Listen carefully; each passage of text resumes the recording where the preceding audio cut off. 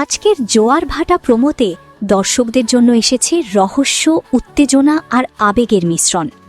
সায়ন্তন হঠাৎ কিডন্যাপ হয়ে যাওয়ায় গল্পে তৈরি হয়েছে নতুন মোড়, আর অন্যদিকে জেল কাস্টাডিতে জিত নিশার দ্বন্দ্ব দর্শকদের মনে কৌতূহল বাড়াচ্ছে। গল্পের শুরুতেই দেখা যায় সায়ন্তনকে একটি ঘরে কিডন্যাপ করে নিয়ে গিয়ে বেঁধে রাখা হয়েছে। সে চিন্তিত হয়ে পড়ে, কে তাকে কিডন্যাপ করল আর এর উদ্দেশ্য কী। তার চোখে ভয় আর সন্দেহ স্পষ্ট। অন্যদিকে উজি ডক্টরকে ফোন করে জানায়, আমি এক্ষুনি পেশেন্ট পাঠাচ্ছি, আপনি পরীক্ষা নিরীক্ষার ব্যবস্থা করুন। এই সংলাপেই বোঝা যায় উজি কোনো বড় পরিকল্পনার মধ্যে রয়েছে। সকাল হলে ইশিকা ডাকাডাকি শুরু করে সায়ন্তন আর খেয়াকে, কিন্তু কেউ সাড়া দেয় না। তখন ইশিকা খেয়াকে ঘুম থেকে তুলে বাড়িঘর তন্ন তন্ন করে খুঁজতে থাকে।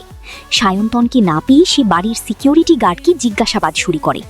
এই মুহূর্তে দর্শকদের মনে রহস্য আরও গভীর হয়। অন্যদিকে জেল কাস্টাডিতে জিত নিশার সাথে দেখা করতে যায়।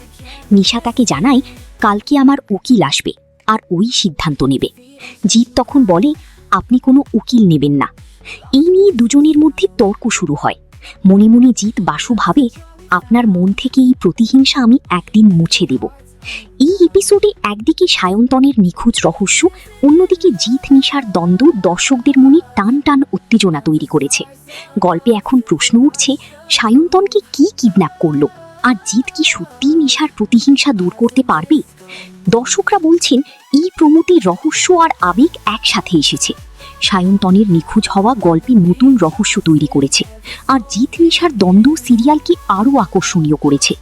সবাই অপেক্ষায় আছে আগামী পর্বে সায়ন্তনের কিডন্যাপের আসল রহস্য কিভাবে প্রকাশ পাবে।